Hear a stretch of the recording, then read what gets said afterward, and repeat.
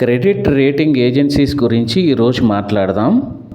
ఈ credit rating agencies ఒక company కానీ, ఫైనాన్షియల్ ఇన్స్టిట్యూషన్ కానీ, గవర్నమెంట్ బాడీస్ కానీ, ఎగ్జాంపుల్ రిలయన్స్ ఇష్యూ చేసే బాండ్స్, ఎడెల్వైస్ అనే కంపెనీ ఎడెల్వైస్ ఇష్యూ చేసే బాండ్స్, వాటిపైన రిటర్న్స్ ఎంత వస్తాయి, రిస్క్ ఎంత ఉంటుంది క్యాలిక్యులేట్ చేసి రేటింగ్ ఏజెన్సీస్ మార్క్ ఇస్తారు.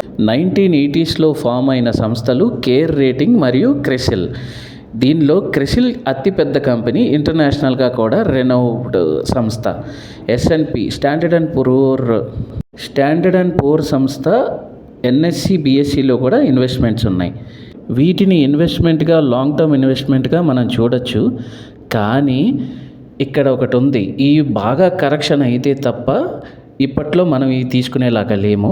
కంపెనీ కార్పొరేట్ అనౌన్స్మెంట్స్లో ఇవి ఉంటాయి. కార్పొరేట్ అనౌన్స్మెంట్స్లో AA+, AB+, BB+ అని కార్పొరేట్ రేటింగ్స్ ఇస్తారు.